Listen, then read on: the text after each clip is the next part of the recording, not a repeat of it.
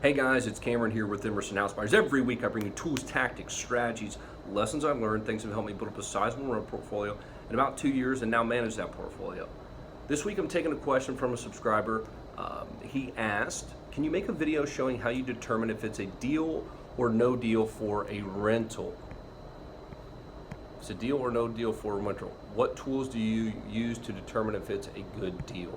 Okay, so I built this spreadsheet and it's very simple. You plug in the numbers and I'm going to walk you through the high level of what it is. If you guys want to see that, just go over to our Facebook group, Emerson House Buyers Facebook page, and that will have, should have at the top kind of a highlighted post with the rental tool on there, and that's literally the exact spreadsheet that I use to evaluate my deals. And basically, I'll give you the gist of it, but again, if you want to go see this spreadsheet and use it and tackle, you can manipulate it, feel free to download it, do whatever you want with it, but this is kind of what I look at. So we have the PI, TI, and that's principal, interest, taxes, insurance.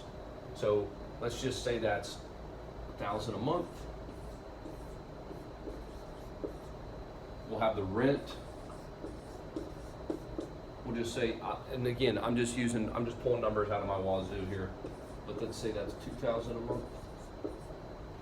Then we want to take the management fee, so PM, and that is, I assume, 16%. I'll tell you guys why in a second. Then we use CapEx of $200 a month. And then I add in, so let's just do this first. So rent, principal, interest, taxes, insurance, and that you just use a standard calculator. There's nothing out of the ordinary there. You guys can punch that in on if you buy it, about what interest rate, how much will the mortgage be, the taxes be from their tax records, and the insurance. You can get a pretty good gauge. Just speak with an insurance agent or have them give you a quote on the property before you make an offer. Usually about 1%. If it's in a floodplain, you'll have flood insurance, but make sure you include all that in here. Property management. So why? Oh my God, Cameron, 16%, that sounds ridiculous. So if you lease the property every year, which hopefully you don't have to, but you might. If you lease a property every year, that's 1/12, right? Because a lease fee is 1/12 of rent. That's 8.3%. Normal property management every month is about 8%. You can get, it's 8 to 12. If you have some more properties, you can get it down to 8. So I just average it at 16. Because I'm not leasing it every single year. Hopefully I'll lease it sometimes in 15 months, sometimes every 18 months, sometimes they stay 2 or 3 years. So I just like to go with a conservative 16%. Then CapEx. Where did this number come from? $200 a month, holy wazoo.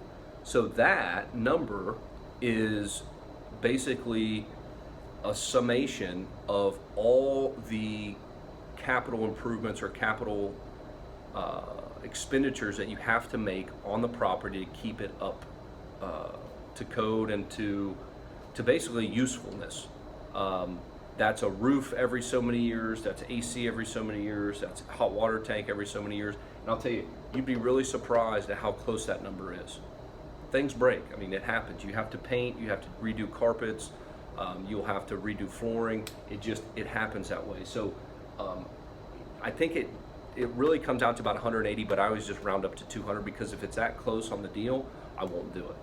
Now, those are the standard ones. Now, I add in annual debt paydown. So, debt, I'm just going to do PD, paydown. So, on this loan, how much am I going to be paying down on the principal every month? So you can have that, it'll break it out in your mortgage calculator on principal and interest. So let's just say, I do that in annual number.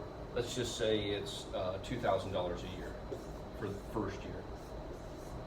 And again, that number will slowly increase as your interest, as you pay more on the principal, that'll get bigger. So It'll be 2,000 a year for your first year, then it'll be 2,100 the second year, then probably 2,300 the year after that, and blah blah blah.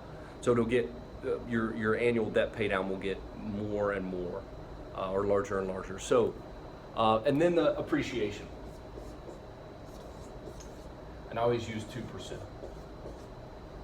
So why use 2%? Oh my God, you would taking into consideration appreciation. Standard average inflation is 3%. So I'm being extremely conservative saying that I'm going to receive 2% appreciation. On almost all, not every single one of my properties, but almost all of my properties, I've received more than 2%. But when I'm analyzing it, I always just do 2% of the total value. So if it's a $100,000 property, I'll assume 2%. So I'll assume I'll get $2,000 out of this. Now, next year, when it's $102,000 property, well then it'll be a little bit more than $2,000 that next year. Does that make sense? The appreciation. So when it's worth $150 and you're at 2% appreciation, that's going to be a $3,000 a year increase, right? So I take all these numbers. So these are all negative, and then I add in these, and then the final pieces I look at are ROE, return on equity, and return on investment. So ROE and ROI. Now, what the hell are those? I used to strictly look at ROI, return on investment, meaning how much money I put in, how much money did I get back. If I put in $10,000 and I make $1,000 a year, that's 10%. ROE though is if I put $10,000 in. It's totally irrelevant how much money you put in. If I have $50,000 in equity in the property and I make $5,000 a year on it, that's 10%. If I have $100,000 in equity sitting in a property and I make $5,000 a year, that's only 5%. So you want to take into consideration ROI and ROE. And again, I've got a video on this where I discuss ROE and ROI and the importance of looking at both of them. When I started out though, I only looked at ROI. That's all I looked at because I was the one who was forking out the cash. So I wanted to minimize my cash input and keep getting a high ROI. Now that I'm established and have a lot of rental properties, I look at ROE because the portfolio will continue to grow, right? You'll get this appreciation, and when you get that appreciation, sometimes you look at a property and the rents won't have caught up with the appreciation. And you'll go, oh my gosh, I've got 50 or 100,000 equity in this property and it's only making me $3,000 a year. That's not, that just doesn't cut it.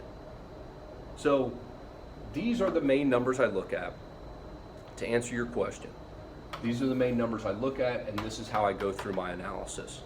And I have a spreadsheet, and like I said, I'll share that spreadsheet with you guys, and you guys can take it and manipulate as you see fit, but it's pretty simple. It's got colors. Red is good, red is bad, green is good. So I plug all these in. Red is bad, don't buy it. Green, good, I buy it. I just adjust the offer based on this. So I hope that was helpful. If it was, let me know. If it wasn't, let me know. And then I will, like I said, go to the Facebook page. You'll see this on there. It'll be updated. And you guys can use it as you see fit. Thanks. See you guys next week.